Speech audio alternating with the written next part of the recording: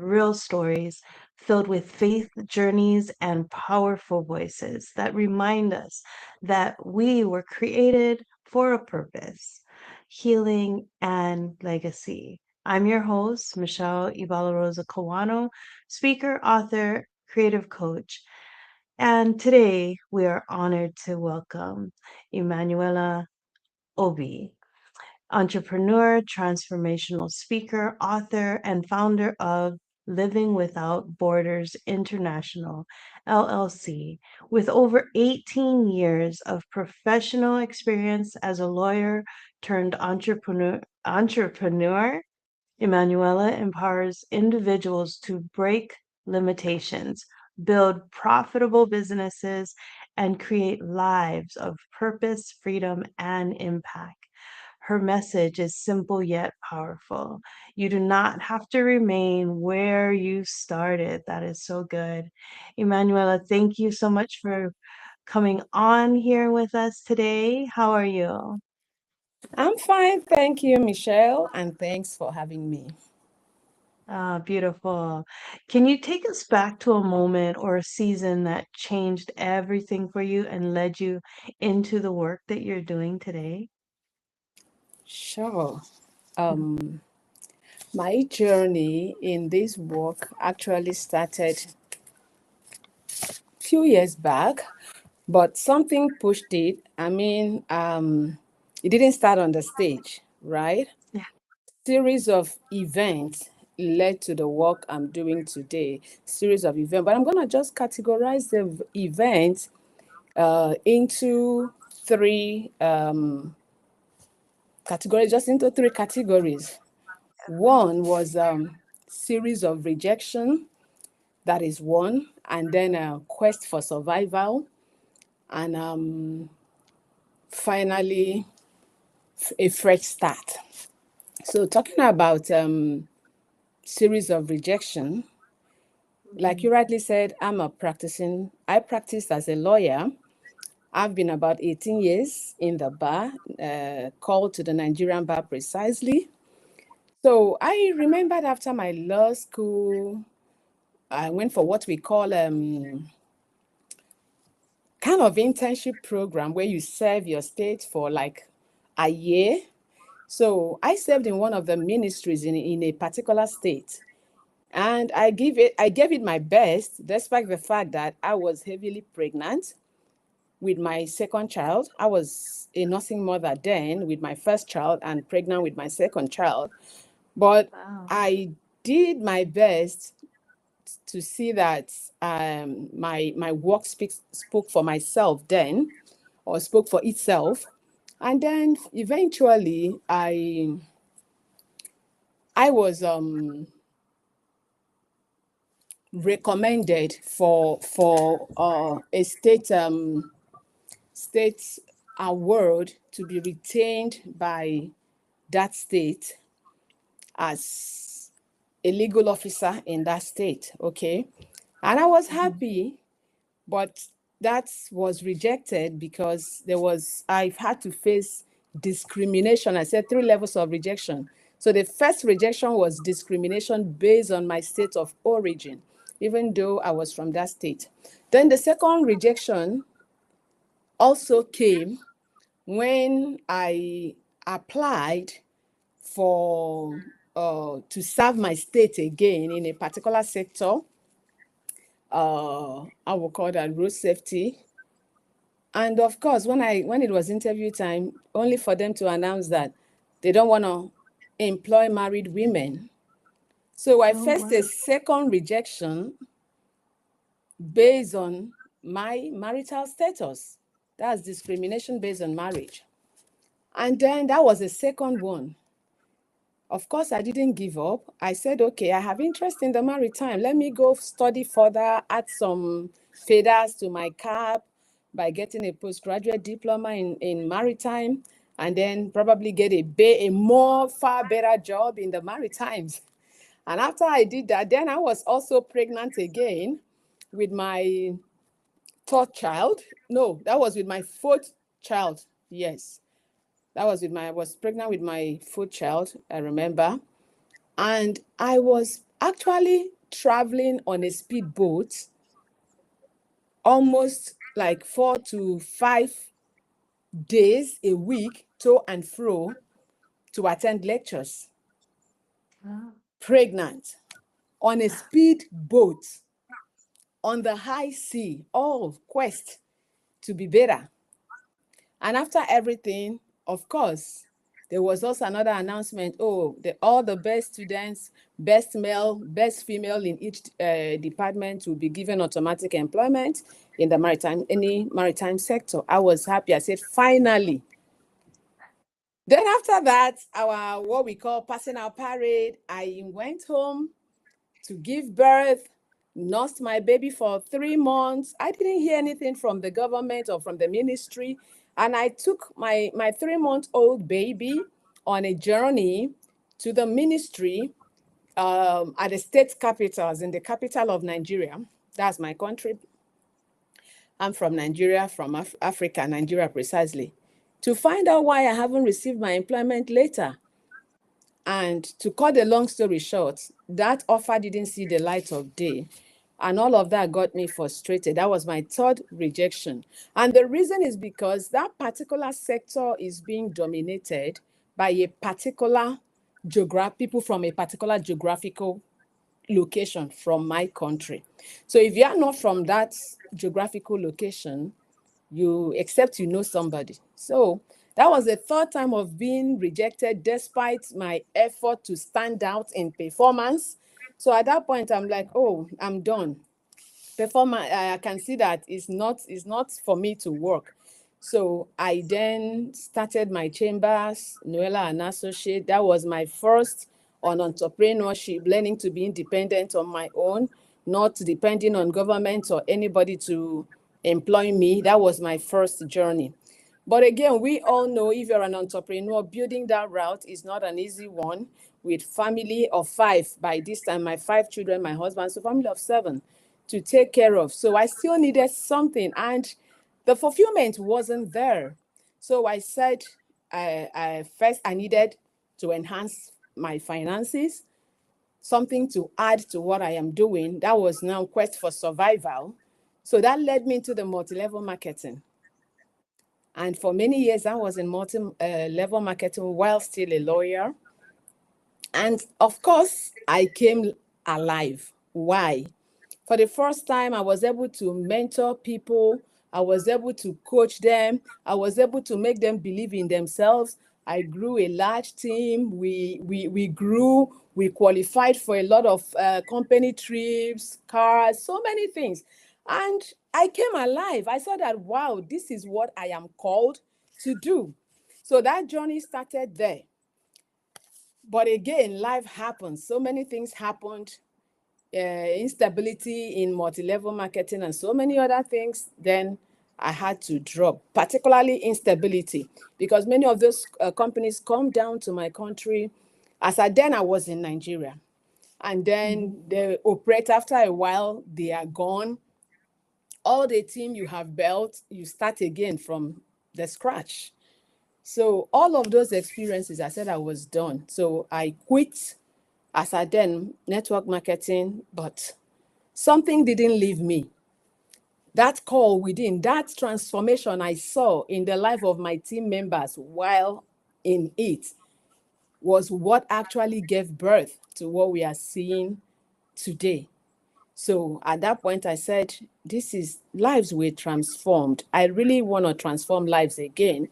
But though, if I'm to start this time around, I want it to be at my own terms and not anyone's terms, something I know I can build, something I know I'm building a movement. I'm building a transformation for others. So that is what led to this journey. And then, of course, life happened again. 3 years ago, I moved down to the United States and I had to start again from the scratch. From zero, I started coming down here, the way of life, everything is different. And of course, I had to get a 9 to 5 job to survive, to pay my bills, and to continue whatever it is I am doing. So almost for the first 2 years, I wasn't doing much. I was just concentrating on go to work, come back, go to work, come back. But an event happened that actually pushed me into saying, enough. It's time for this voice to be heard. It's time for people to, for you to make the impact you are called to make, for you to live a purposeful life. So, and today we have Living Without Borders, LLC, and it's been a wonderful journey. That is so incredible.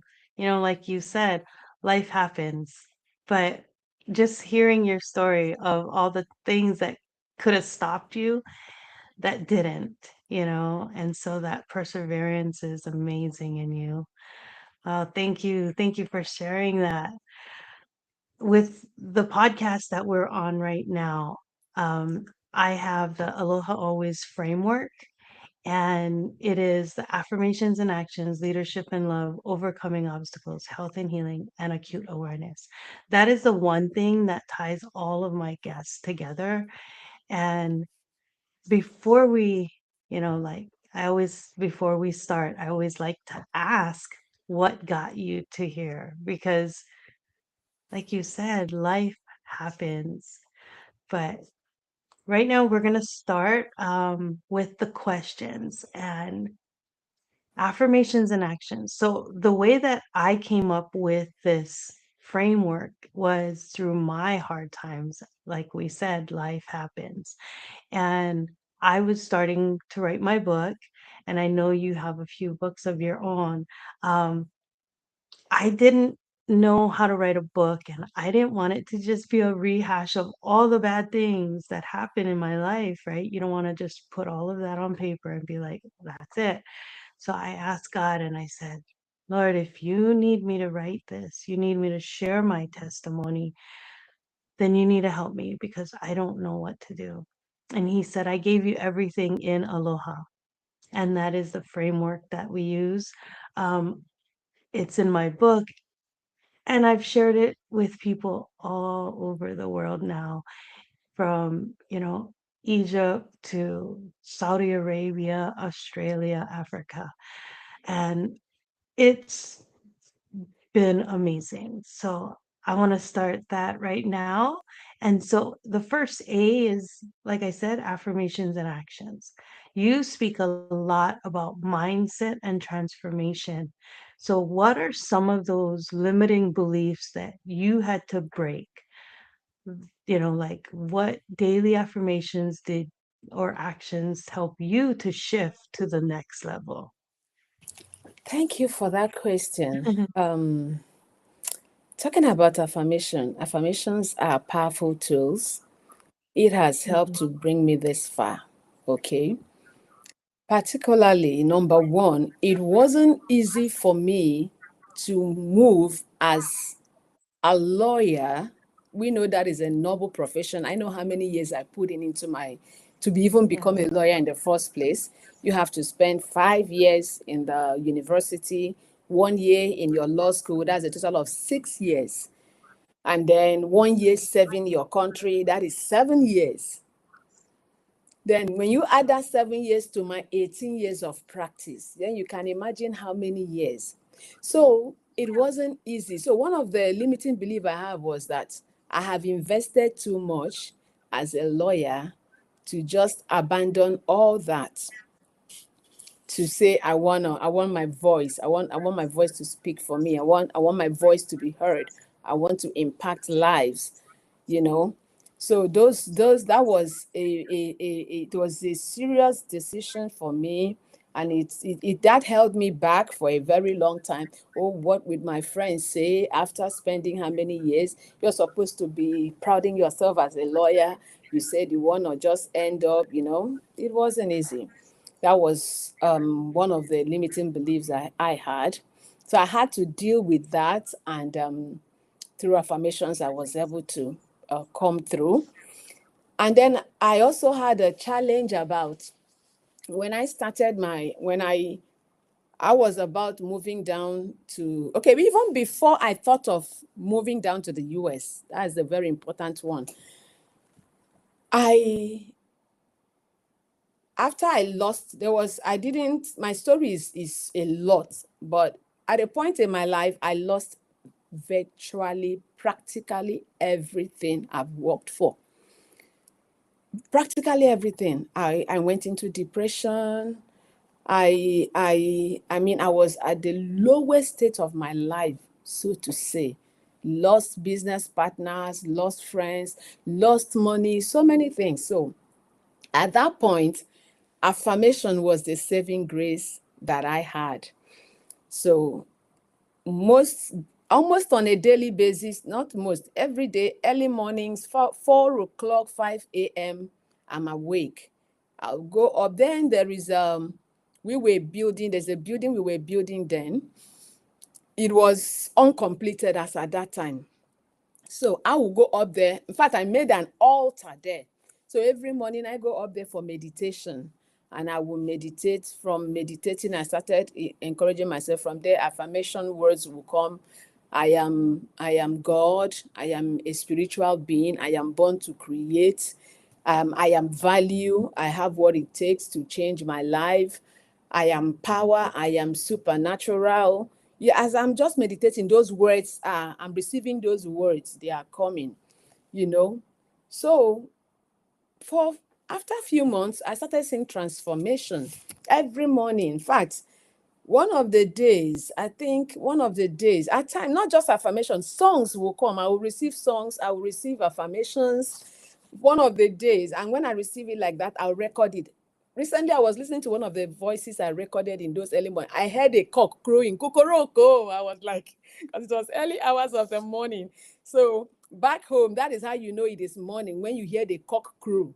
Early out, since I came to the US, I haven't heard a cock crow. But, oh yeah, it does. I used to rear layers in my house here. So in the morning, the male one will like kokoroko. So you hear it to tell you it was early hours. But that was actually when my miracle started. So with those affirmations, I now started telling myself I'm going to start earning money in dollars. This is somebody in Africa, no plans to come to the US, no plans at all. But I started saying I'm going to earn money in dollars. I didn't know how. I didn't even know I was going to be in US by this time around. To tell you what affirmations have done for me. But to cut a long story short, it helped me transform my lives. During that period, I was able to receive about 66 affirmations I was saying to myself daily. I started penning them down. And of course, those affirmations have formed part of the book I am writing today. I am the declaration that changes everything. So in that book, it has metamorphosized into 112 affirmative declarations. But it was originally 66, received in those early mornings of meditation during my down period. And today we have them in 112, the declaration. So it changed my life. Before I knew it, I got a visa for the US. Things just started happening miraculously. Because not just about affirmation. When you say affirmation, you have to back it up with your belief. You have to also take action, because I needed to take action. I had to apply for visa. I had to do things. You don't just sit in one place, say affirmations, and then expect that it's going to perform wonders.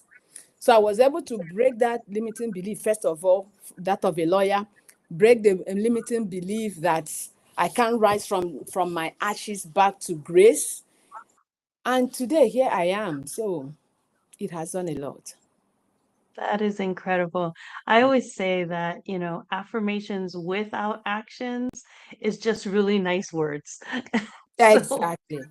You're right. yes, you really truly need the action behind those affirmations, Exactly. because just the same for me, coming from the domestic violence, you can say all the nice things, but if you just sit in that depressed state, if you just sit in the lost feeling like, oh, this is just hopeless, you're never going to get anywhere. You have to be able to move forward and use those affirmations in that way. So that is so incredible. I can't wait till your book is out and getting those 100 plus affirmations. That would be incredible. The L in ALOHA is leadership and love, because I had to be able to lead myself out of that situation in order to be where I am today. And when I was in it, when I was stuck in the silence of domestic violence, I wasn't leading no one. I wasn't leading myself. I wasn't leading anyone. But I also had to realize you have to love yourself enough to lead yourself out. If you're not thinking about yourself and being like, you know what, I am worthy, I'm worthy of something else, because leadership truly begins within, right? how are you going how are you going to move forward if you're not even loving yourself enough to move forward? How are you going to help anyone else? So how has your journey from law into entrepreneurship shaped the way that you lead and how you balance leadership with heart? Thank you. Leadership, I would say leadership is not about position. Mm-hmm. Leadership is Exactly. about transformation. And only a transformed mind that can transform others. So transformation begins with you. Transformation begins with me. If I'm going to transform others, like I said, leadership is all about transformation. It's not about position. It's not a title. So I have to, first of all, be transformed before I can transform others. You being transformed is self-love, like you rightly said. It's about self-love. You love yourself enough that you want to transform.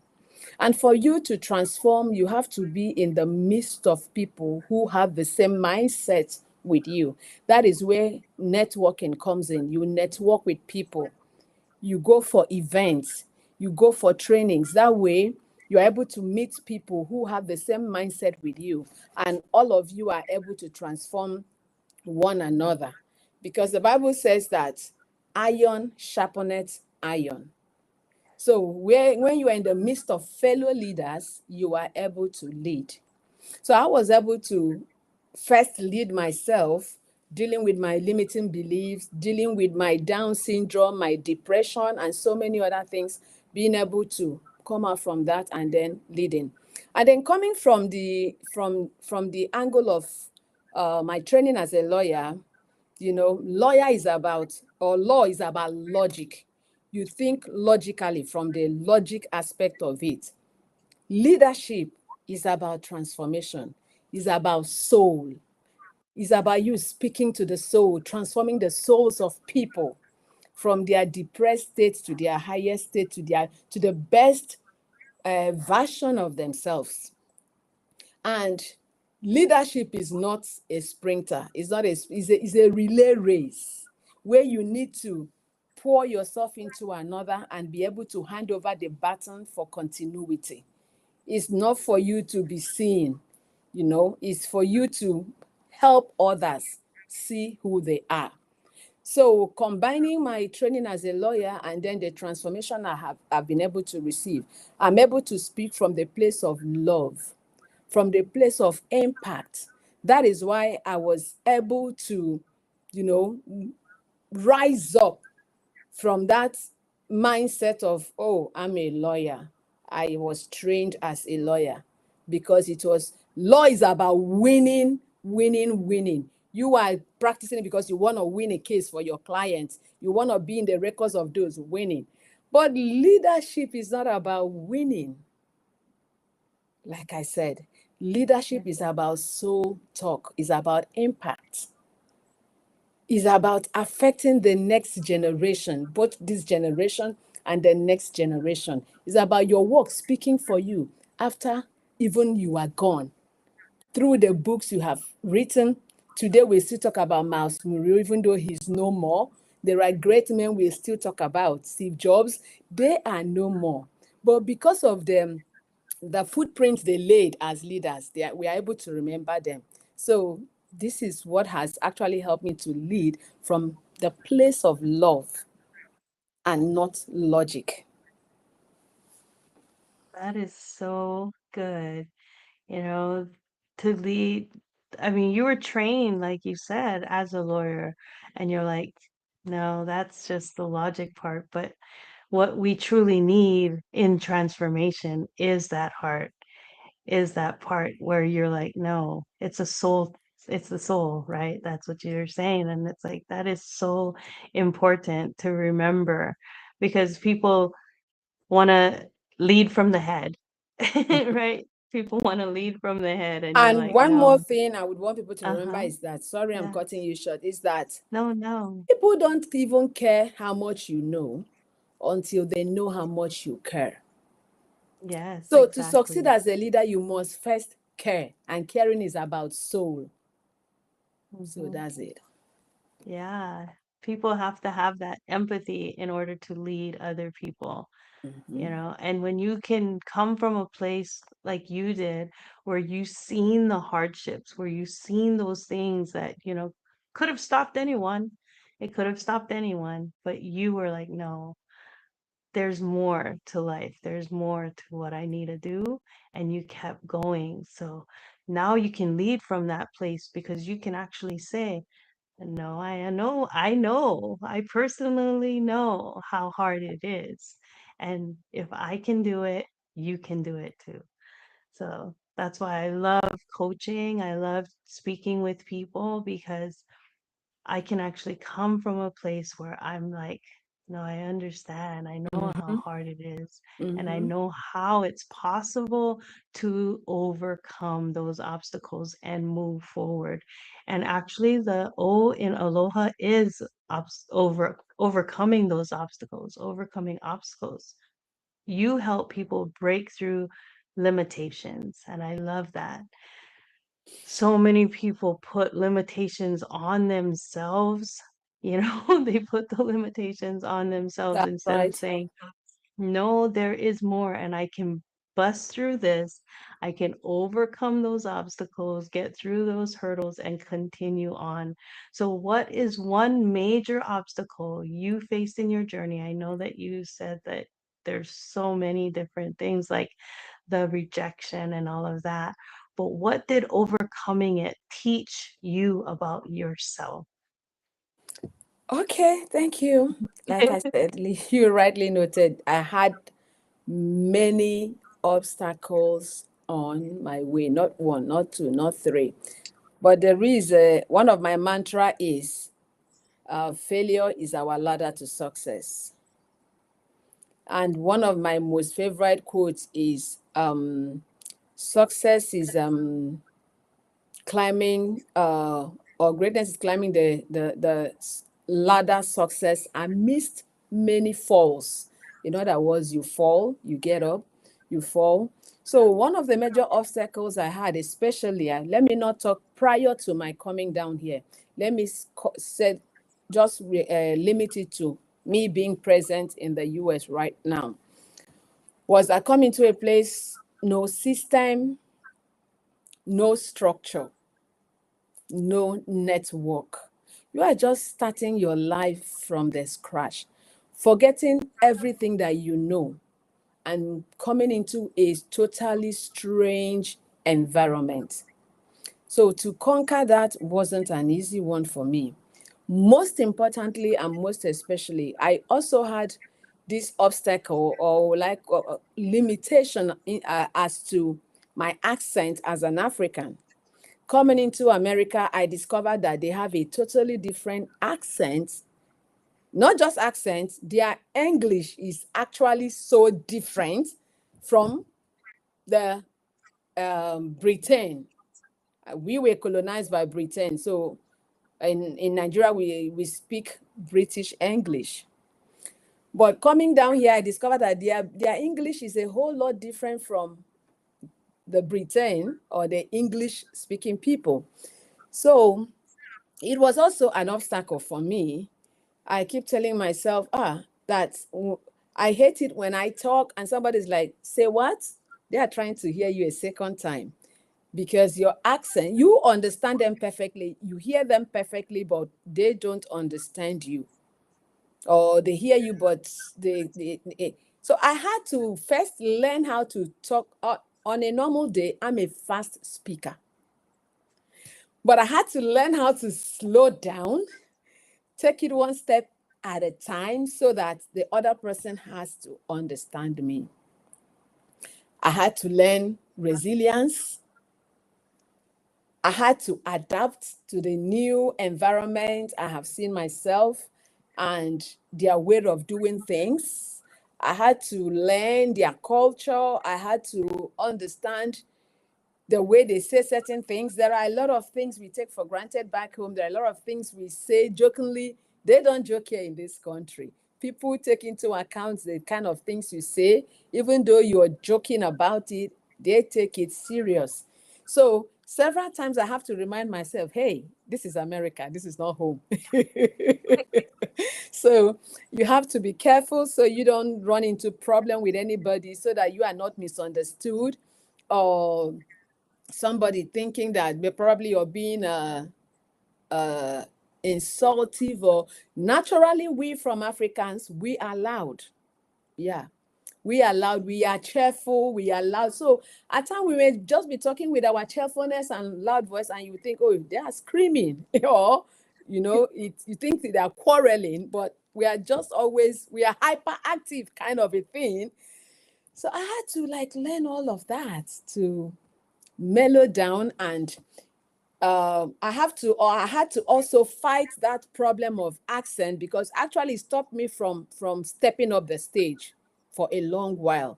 I'm like, oh, where do I start from? Would they listen to me? Oh, would they understand me? Will they do this? I told myself, enough. People need to hear your voice.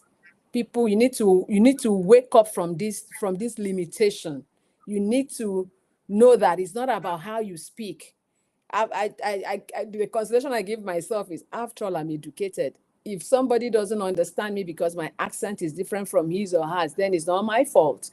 If I can understand you, you should try your best to understand me as well. So I had to work on all of that, but also trying my best not to speak the American accent. Of course, I know I can never be able to speak it, but at least I try my best to be able to communicate. The ability to communicate, I think that is the watchword, not about talking, not about grammar, but about the ability to pass on that message that you have to. So I had to fight all those limiting beliefs, and here we are today. That is incredible. I can say, I was born here in Hawaii, Mm, and in Hawaii we have what they call pidgin English, right? mm. And when I went to the mainland, I was like, I thought I spoke fine the way that I talk, Ex- right? You're like, exactly. I can understand you. I think you should be I able to got to know that understand there me. are many, actually, I came to understand that there are many accents in America.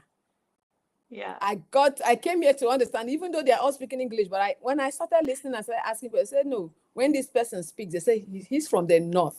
That's why he speaks that way. Some of them, I can't even understand them at all when they speak, you know. Yeah. So yeah, so it was so funny because people would tell me I have an accent and I didn't think I did, you know? Exactly, exactly. So the thing is, we all have accents. Yes, yeah. Yes, we all. I tell people, English is not my first language. It's not my language. If I can as far as speak English, I think I am intelligent. Because Hmm. if I ask them Yeah. to speak, if I teach them my own dialect from now till tomorrow, they won't be able to speak it. So give me that credit. Those were the consolations I was giving myself. I gave those Yeah. consolations to myself, and I told myself, I'm learning to speak another man's language, not my language, and I think I'm doing pretty well. So if they are not okay, I think they should rather learn to speak my language and see how they're gonna murder the entire language completely. So it's yeah, Right. yeah. I travel the world and I realized that in America, we don't have the multiple dialects, right? The multiple different, because sometimes people speak French, they speak their own language, they speak Mhm. English, so there's always that multiple. And here even in school, it's called an election. You can choose to learn another language, where Mm. in other countries it is required to learn another language, which is most times English. And I'm like, I think that is so much better for the person, because you're able to communicate on different ends.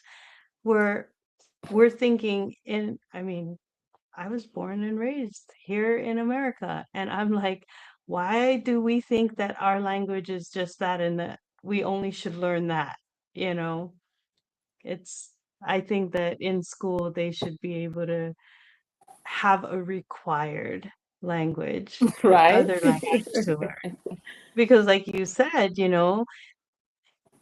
I'm speaking English, and if I'm trying to understand you, you should try to understand me, Exactly. and not have that as a limitation. It Mm-hmm. should be equal on both sides. So, Exactly. yeah. So the H in aloha is health and healing. Healing is part of the journey. I know, because coming from domestic violence, coming from that area. Oh, so sorry, the garage door is opening. Half the studio is the garage.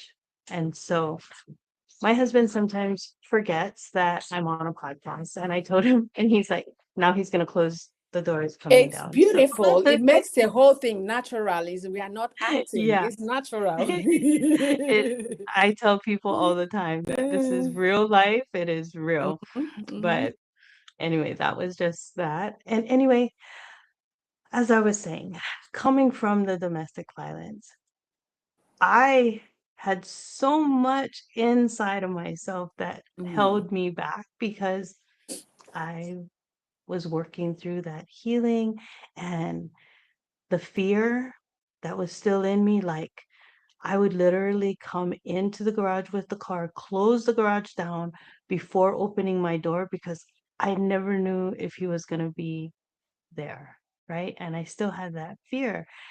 That's something that I had to overcome. All of those things, people don't realize that healing is part of the journey.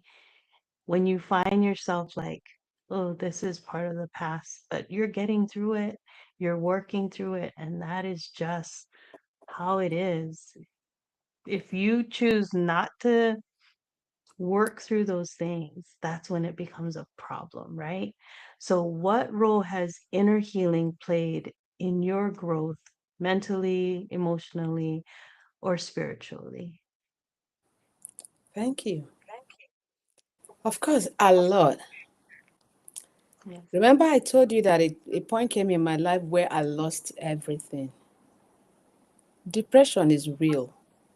Yes. I was actually very depressed. Why? I at a point I left my legal practice to focus on the team building and what I was doing. I gave it all because the transformation I saw really like energized me. So I gave it my all. And then when it collapsed, when the companies collapsed and everything, and I lost everything, that was another thing altogether. Honestly, I'm not kidding. For more than 2 years, in fact, some days I lock up myself in the room. I wouldn't step out. I was so down. I was so broken. I was so depressed that thank God for my family. Thank God for my husband. He will, like, you can't continue like this. You can't continue like this. You have to. Then when you look back, the people you were mentoring, of course, you are the leader. So when I fell and they looked for another stuff and move on, they didn't lose as much as I lost. So they just moved on.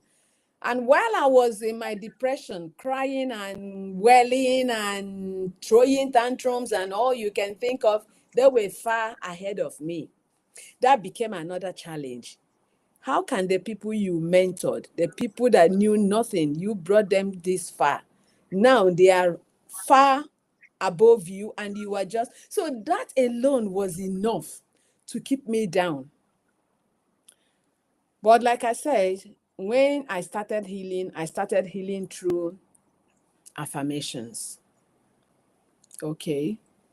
I started healing through affirmations, and I started healing from inside. And I started telling myself, I started remembering the good old days. The days I will mount on stages and I will speak and people are transformed. The day somebody will walk up to me and said, you said something like this, that word was for me. So I started remembering those days, and I told myself, if you did that, if you did it then, you can do it again. It's time you rise up. You can't remain like this. Then I remember the lives that were transformed. And then I thought of how many people that are languishing in their Down syndrome, their depression, because I have refused to rise up from where I am.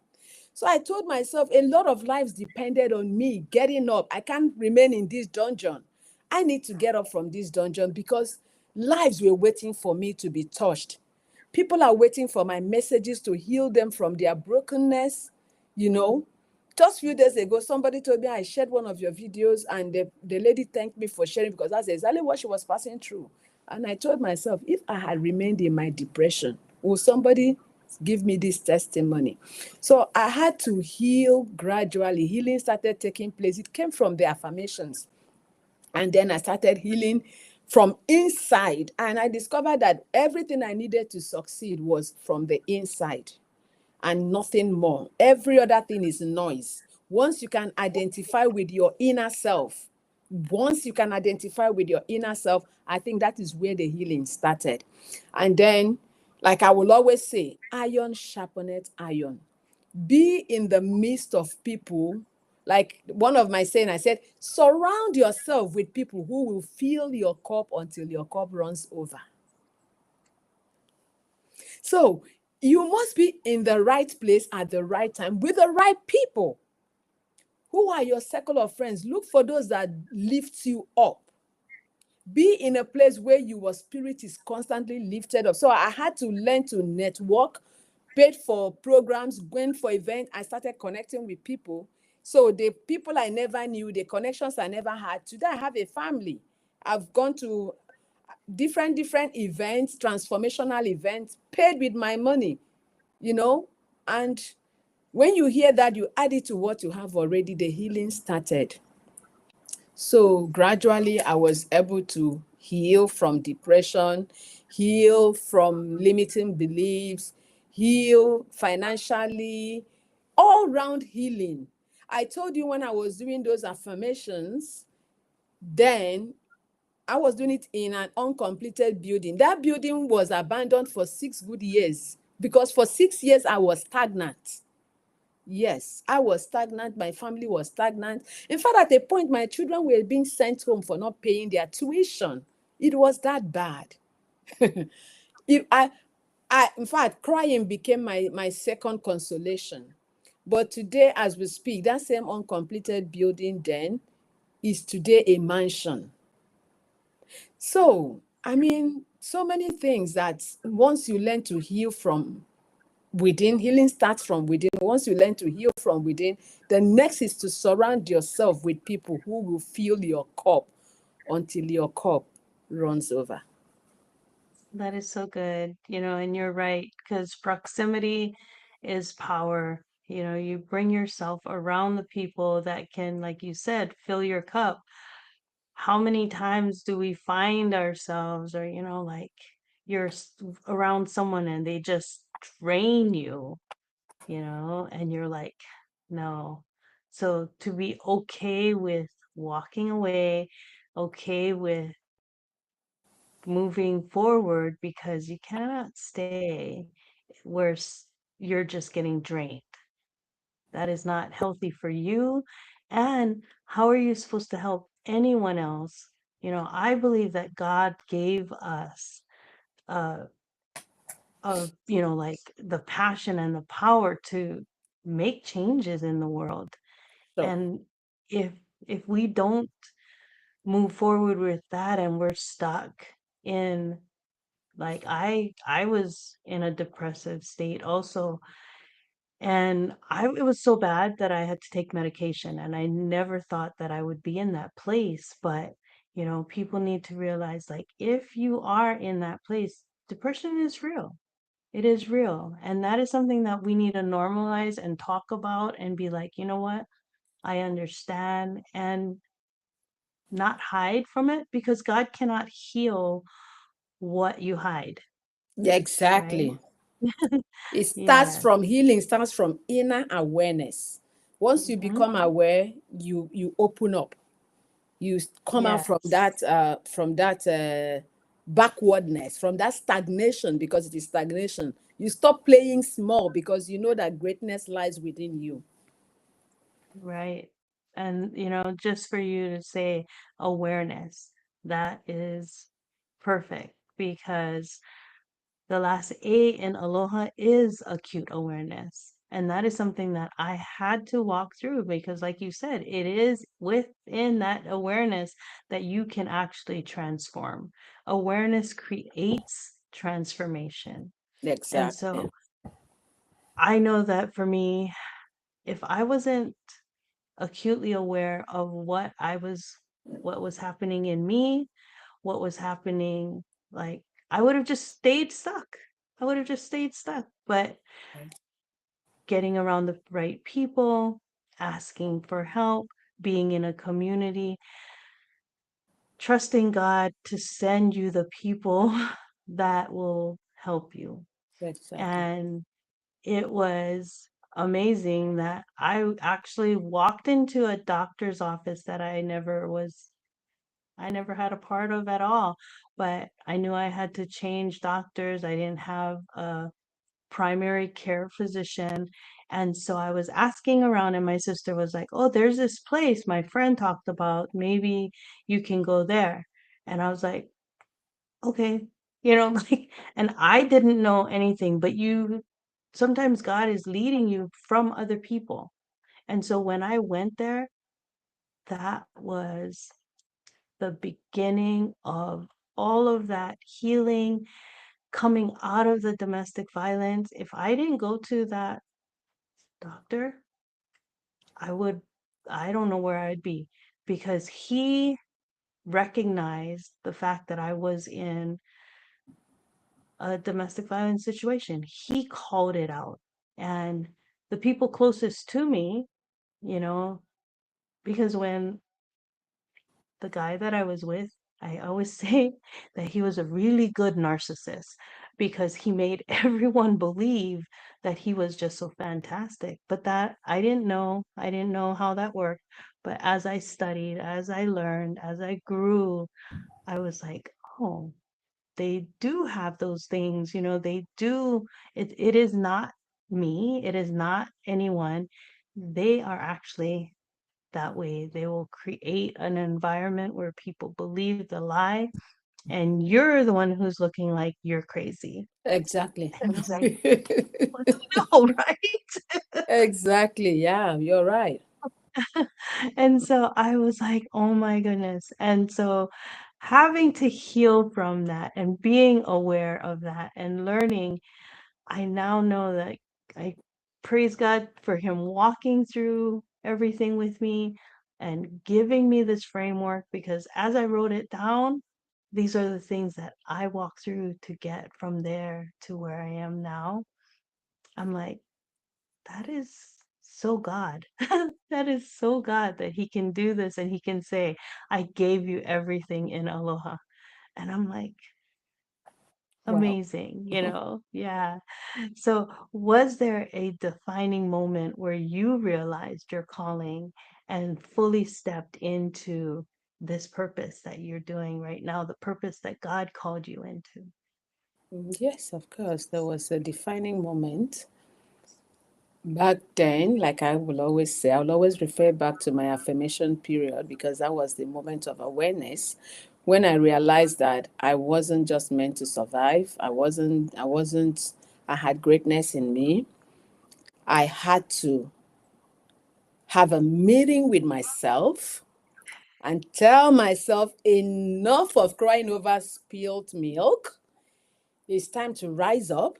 It's time, because everything was just in a disarray.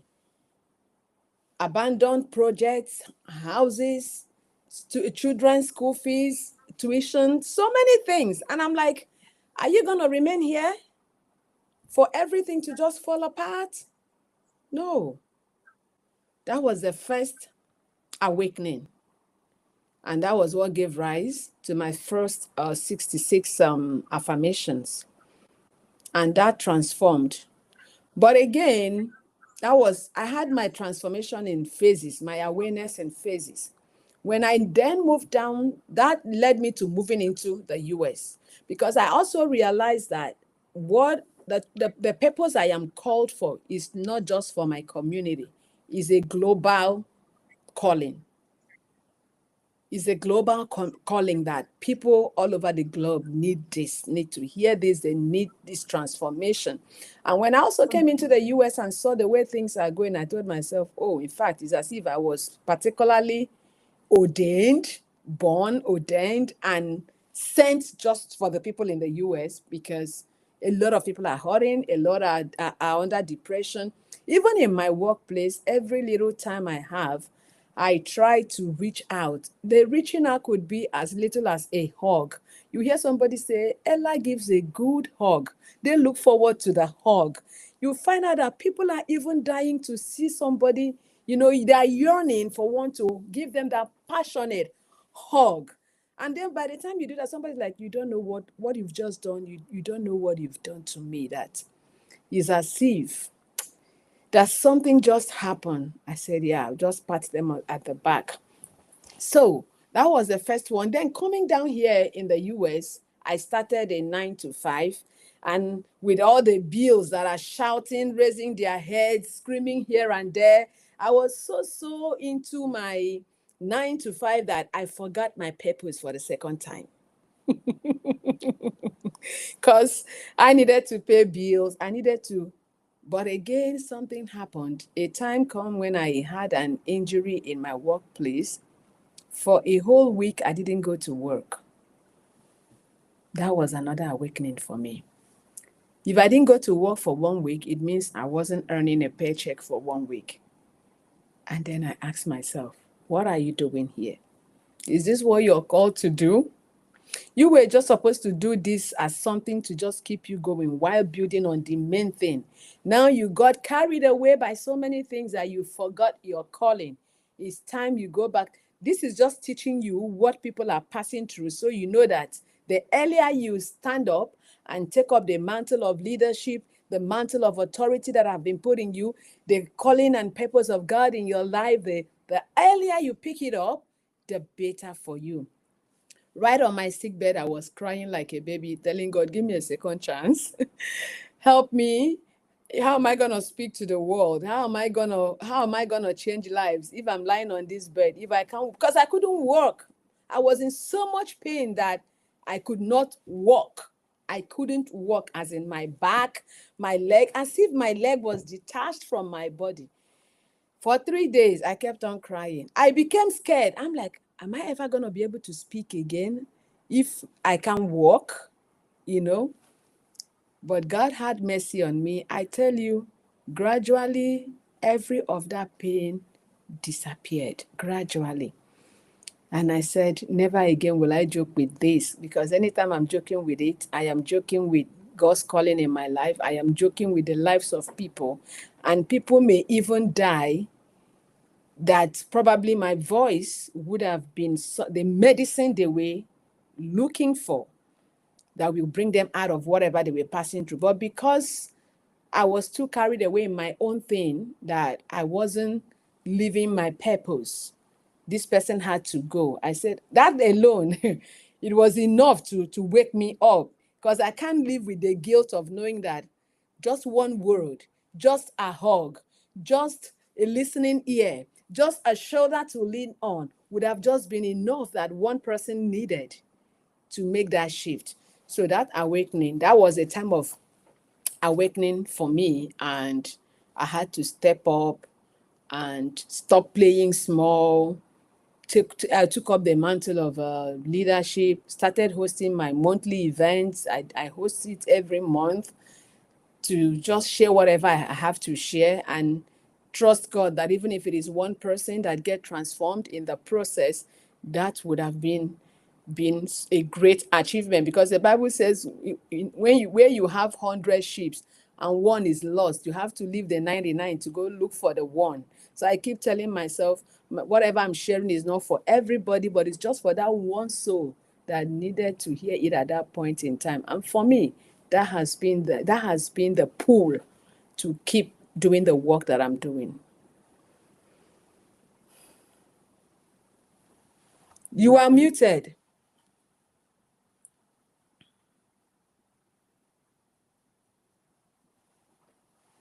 I am muted. I there Yeah. was a the truck was outside and I was like I couldn't hear. I was like, if I can hear this, then you can hear this. Funny So enough, I wasn't hearing it. Funny enough. yeah. So then that's why I muted. But thank you for letting me know that I was not even being heard. But what I was saying was that for you, like all of that, you have now turned your passion into profit, and that's what you have right now, right? And Yeah. so let's dive deeper into that message, because all of the things that you went through, and we are created on purpose for a purpose. And sometimes, like you said, we get so busy. We get so busy with life. We get so busy with our 9 to 5 that we forget what we were truly created for. And I talk about people need to express their voice. And when I say voice, I know that God gave each of us a voice. And sometimes it's just not audible, it is different things, the talents that He gives us, right? So I just love the fact that you have this right now to share with the world. So turning passion into profit. What does that actually look like for someone starting from zero? Because, like you said, you had to start from scratch so many times, but you did it. And now you can share that with the world. Thank you. Oh, turning passion into profit. That is, in fact, is my signature talk, is my signature book, is my everything, because for many years, I know I was called to speak, to coach, to mentor, and everything.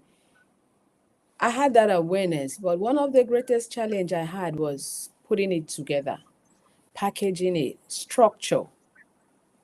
So I suffered for many years, especially because before the COVID, I was doing that already, but doing it on a one-on-one and on a normal physical meetings. But with the coming of COVID, everything went online. So I had to upgrade myself to also taking my business online. So for many years, I was suffering on knowing the exact way to go about it. I didn't know. I bought many courses, attended many events, did many programs. All of them were telling me the what, but not the how, right? So from my experience and from the things I went through, the moment I was able to, with all my wealth of experiences put together, I was able to find answers. I told myself, never again will I let no one wallow in darkness. That was what led to passion to profit. My work is all about passion discovery. Discover your passion. What are you called to do?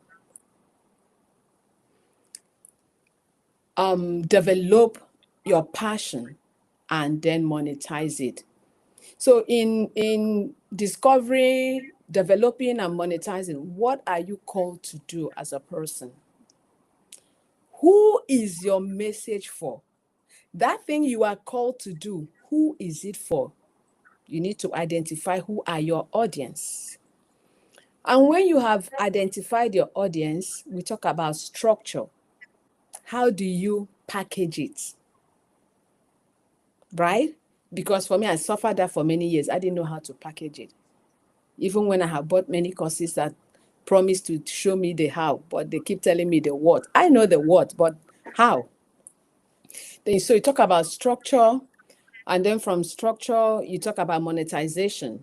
That is where visibility comes in. Where will you be found? Where are you found? How do you position yourself for you to be seen? So that is just on a simplicity. That is what passion is all about.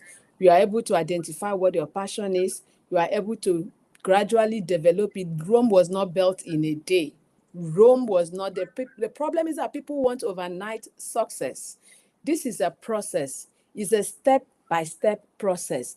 When you have identified it, the next thing is you develop it. And in development, learning is one thing you keep doing to the day you die.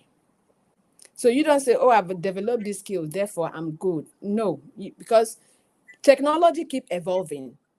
So you Yeah. keep yourself abreast with the new technologies within. So you develop it in that field, in that angle, then you package it for people to be able to read about it, know about it, do whatever it is they want to do with it, right? So on a non-shell, that is just what is passion to profit. And most times in identifying it, let me just give us a clue. Since we are online, let somebody have something to take. Identifying your passion is not a rocket science. I always look at that identity in terms of three main things. Number one, what are the experiences you have had in life? Look through your experiences, your pain, your struggles, what you have been through, passed through that you don't want some other person to pass through.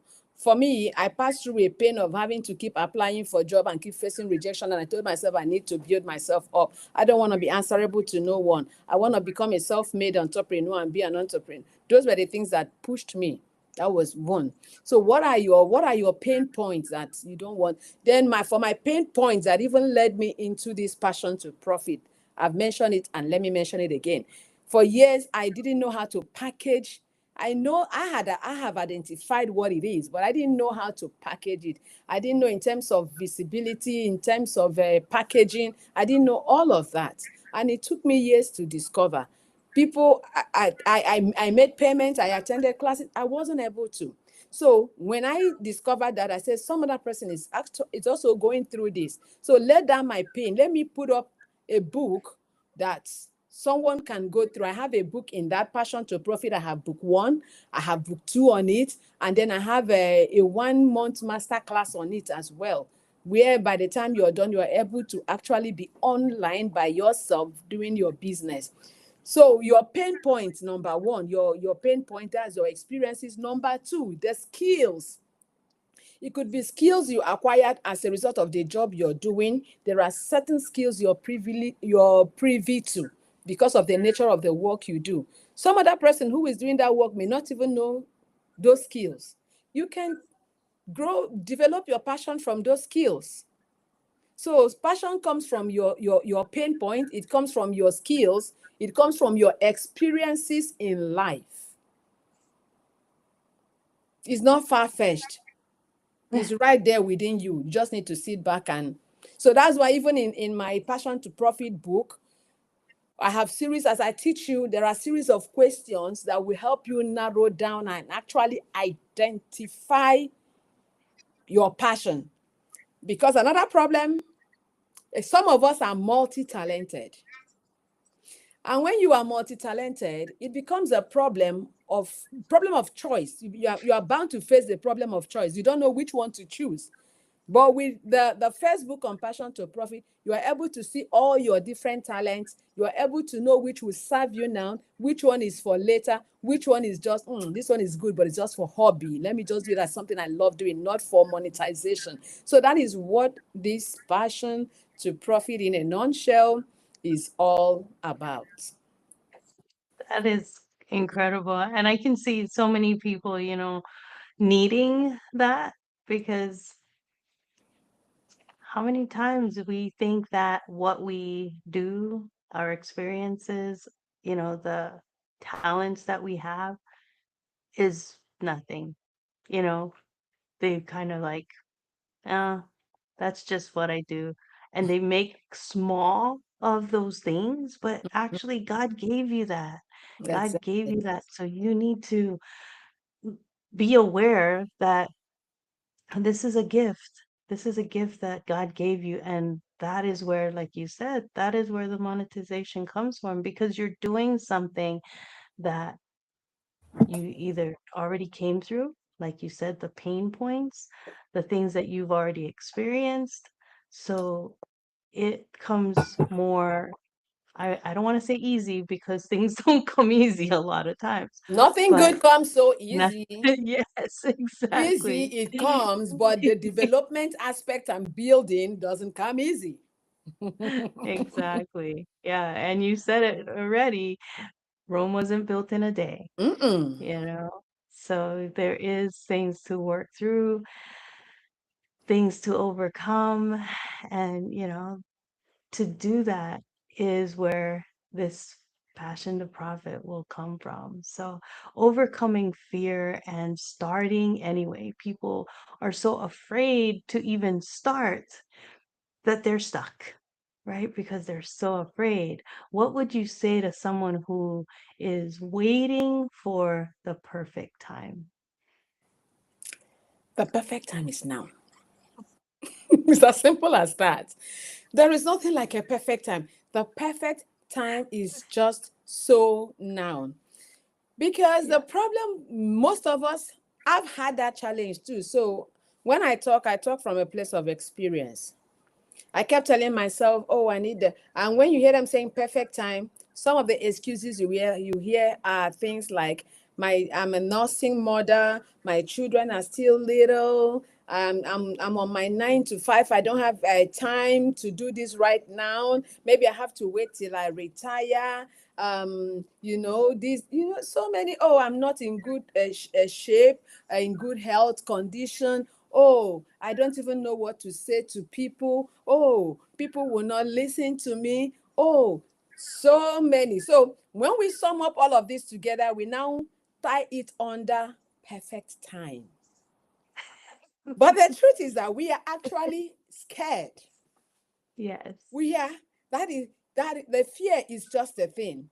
So we are like, oh, I need to go and have more knowledge, study more, acquire more certificates, more certification, more this.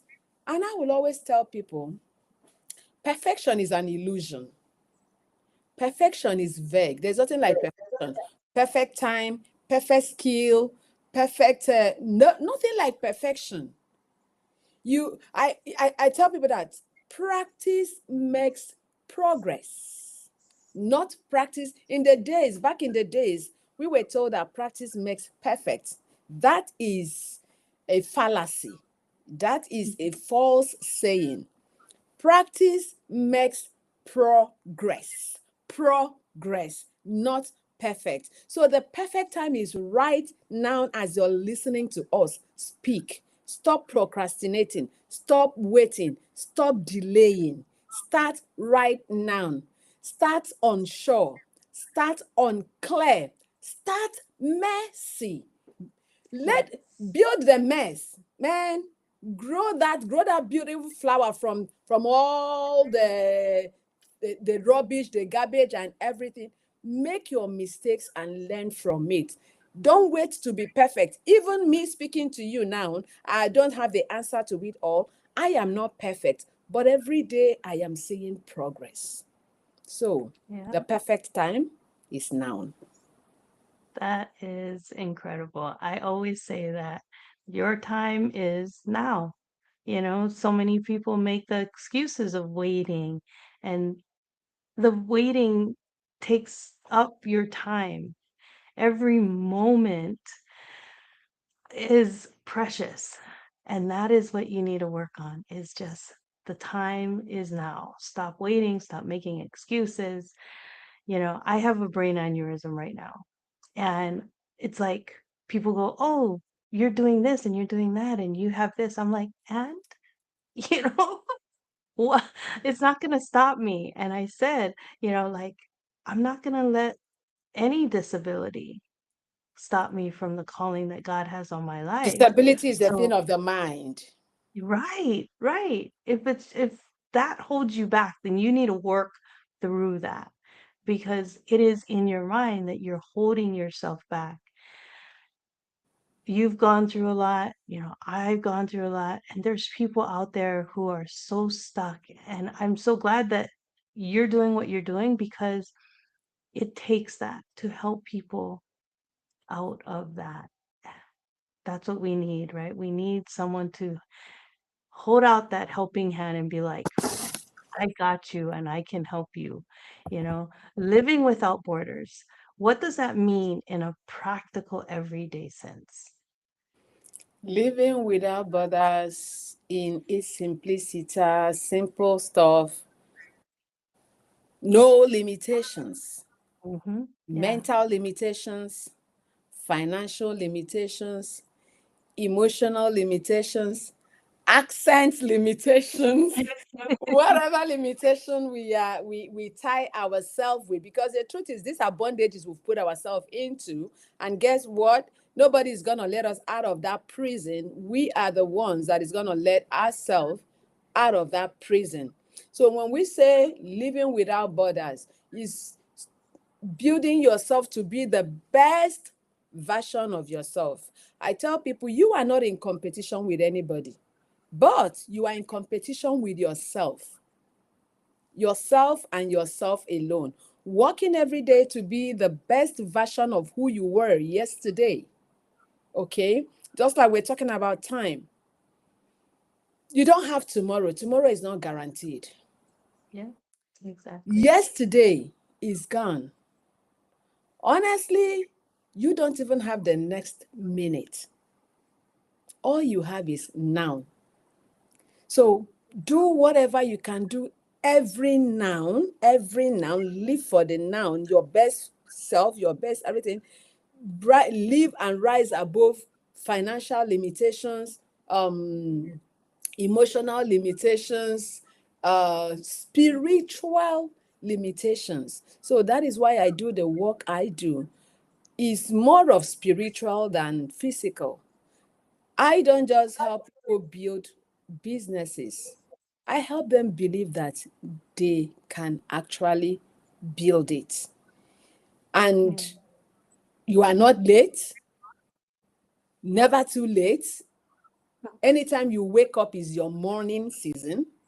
So right now is your morning season. Rise above those limitations, financial, emotional, psychological, spiritual, whatever the limitation is. You have the giant lying inside of you. Free the giant inside of you from the prison you have put it, so that your best form of self can rise up and shine. Oh, I love that. Free the giant that's inside of you. We hold ourselves back sometimes, and those things, I mean, there's a lot of people who are stuck. And like I said, it's so good that you're doing the work that you do. Some of the work that you have right now is some powerful books you've written, the termites effect, from Passion to Profit, both book one and two, and the I am, is that the one that's coming up? Or do you have that one out already? Part of it is already, I have done a Oh, teaching on about 30, the first 30. Yeah, it is. It is nice. already. So good, so good. For someone new to your work, where should they start and why? Okay, my starting point for everyone will always be the Passion to Profit. Oh, Book good. one and two, from Passion to Profit, then they can move on to I Am Declaration that changes everything, and finally to the Termite Effect.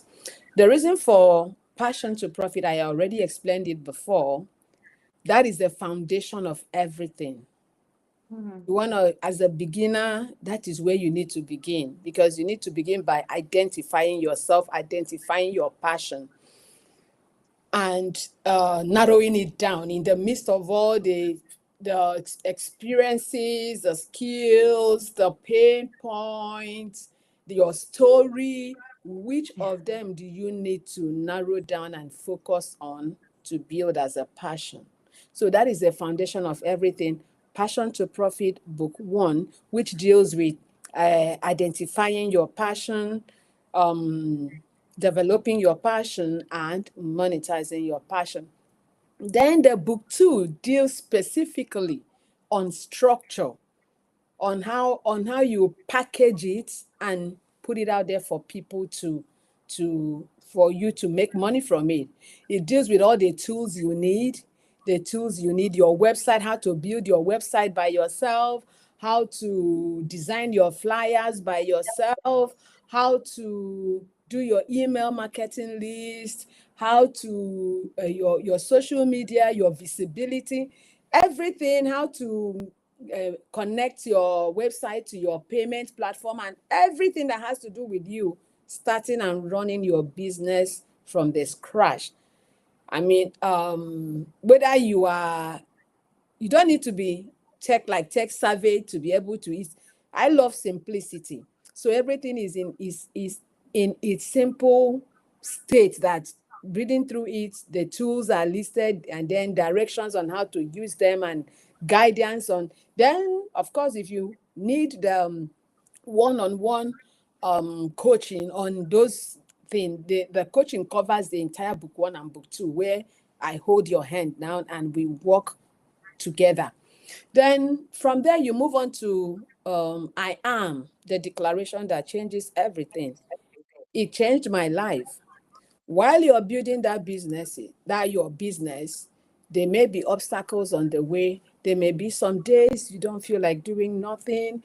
There may be, life happens. It is those declarations that will help you believe in yourself, remain focused. Like, my declaration is not just an ordinary declaration. For instance, I wish I came. Sorry, 1 minute. Let me see if I have. This won't even give me what I'm looking for. If I talk about number one, I am God, it tells you what it means, describes what it means for you to see yourself as God, and is backed up with some quotes and some Bible portion too that supports that particular declaration. Like when you say I am God, the Bible says, "For ye are little gods," and then you are made in the image of God. So when you go through that, you're like, yeah, I am God. I am made in his image. So I can actually make things happen if only I believe it. If only, then it's gonna also go deeper to tell you what you, and then deal with your limiting belief relating to that particular affirmation, and then help you with a call to action on what to do in order. So the book is so loaded, or that in fact is I've not seen a thing like that. It's so loaded, and you have them 112. So when you are done, then you can move on to termite effects. That is a 25 success code or success principles, that little things we overlook in business, that if we actually pay attention to them, it's going to help your business grow. We have principles like the principle of timing. There is time for everything. And then principle of attraction, which says that you need to be where you need to, as in, be able to attract the kind of people you need to yourself, to your business, to whatever it is. And it has a Bible, of course, quotation that supports it, where the three wise men saw the star. The star was able to lead them to Jesus, right? So what are you seeing? What are you doing? What in your business can attract people to your business? We have principles of value. What value is your business satisfying? Your passion, what value, what aspect of life can it really, what value does it have to offer?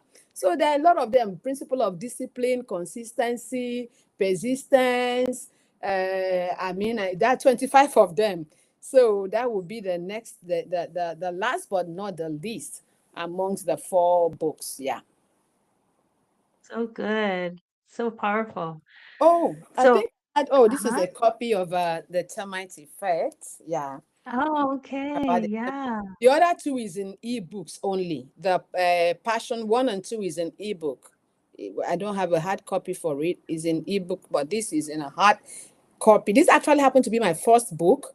It's in hard copy right now. Is in Audible. Is in all the formats you can think of. So other ones are still in e-copy. The e-copy is available for sale anyways, but they are not yet in hard copy. So this is a copy of termite effect, unlocking 25 success principles for personal and professional growth by Emanuela. And if you go through table of content, you see things like attraction, I mentioned it, timing, principle of value, principle of comfort zone. So many people remain in their comfort zone that they are not ready to step up. They are just okay. They are so okay with the known. They wouldn't want to move from the known to the unknown. So the principle teaches you how you can come out from your comfort zone and begin to try things. Fragility, pride, creativity in whatever you're doing. Learn to be creative, innovative. Principle of positioning. Where is your business found? Is it found where other businesses of like mind are? Or are you just doing your thing without caring? Principle of duration, patience, customer care, people that say yes to your program, say yes to your offer. How do you treat them? How do you care for them? Are you just interested in their money? Oh, give me the money, put it in your bag. You don't care whether there was a transformation. You don't care if there is customer satisfaction. You are just okay because they bought from you. No. So these are little things we overlook that actually helps. Principle of no assumptions. You want to do something, you want to talk to somebody, you want to post that post, you are assuming people don't care, people will not even read it, they may not say yes to it. Why the assumption? This principle says no assumption. Whatever you're laid in your heart to do, go ahead and do it and stop assuming. Before it is laid in your heart, God knows somebody needs it before he laid it in your heart to do. So Yes, that is so good. Yes, God knows before he even put it in your heart to do. That is such a good thing to say because his ways are higher than our ways. And definitely, that's one thing that we need to definitely, continue to follow. So definitely. good. And, I always love to end our podcast in this way because there's so many people out there. They're listening right now and they feel stuck or limited or unsure. What is the one truth you want them to hold on to today? The one truth I just want you to hold on to is you are not stuck, you are not late. Now is the time. Start unsure, start unclear, start messy, but start. Mhm. Yeah, that's what I always say. Give God your messy yeses because you don't know what He's going to do with it. You Exactly. know, that is so, so good. Thank you so much for all of this. This was such a powerful podcast. I know so many people will be able to gain a lot from what we just did right now and from what you said. Oh, so good. Thank you. Thank you for So having how can people connect with you? What is your connection for anyone who wants to be continuously blessed by you? me. Okay, let me say the number one would be you can reach out to me through mail. Um, mail at lwbinternational.org. So when you send a mail and let me know it's through the podcast, then from the mail I can give you either my calendar for clarity, one-on-one talk or whatever. But at least with that, we are able to communicate. That's number one. I said mail at lwbinternational.org. That's .org. Secondly, you Per- can reach me through my Facebook, my LinkedIn, YouTube. I'm all there. Emanuel Obi, search for me. But on YouTube, you see Living Without Borders channel. So And I post, of course, I send out my message almost on a weekly basis, whatever God lays in my heart to say to the beautiful people of the earth that He has created in this beautiful earth. I make sure I pass on that message so I don't receive a wipe by Him. He doesn't Yeah. have to whip my for not doing what He has commanded to do. So, but most importantly, I think the mail will be the best place. Um, mail, or if you want to I, take part, enjoy our monthly event that comes up once in a while, no, once in a month, once every month. You can also search for that in lwb international dot systeme dot io slash limitless. And Mhm. if you go Perfect. on there, you'll be able to fill the form, and then we have your email. We can put you on the know anytime an event is coming on. That is so good. I will make sure to put all of those links in the show notes. And at the end of the podcast, I always have a screen where I put all of that information on, and it's at the very end. And so they'll be able to take all of that down. So I'll make sure that is attached. Thank, So thank you again. Thank you thank so you for much for having me. sharing your story. Thank you for letting me. So yes, so good. So good. Your wisdom, your heart, just everything. So, Ohana family, if this episode blessed you, make sure to share it with someone who needs this message because this message is so powerful. And like we said, it's in that connection. It's in that connection that we help other people. We cannot keep all of this for ourselves. It's not going to do anything good for the world. We need to start sharing it out there. So, once again, thank you for being with us. And Thank you for until having next me. time, Thank you're you. It was really a welcome. beautiful time. Thank you so much for having me.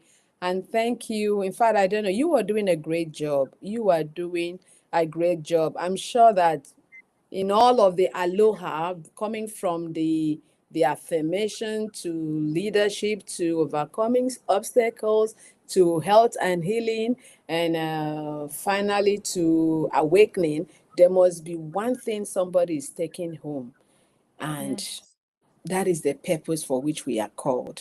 Thank you for having me on this. exactly. You're welcome. So, like I said, Ohana, thank you again for joining us here on the Walking in Aloha Let's Talk Story podcast. And until next time, ahui ho, and God's blessings always. Blessings.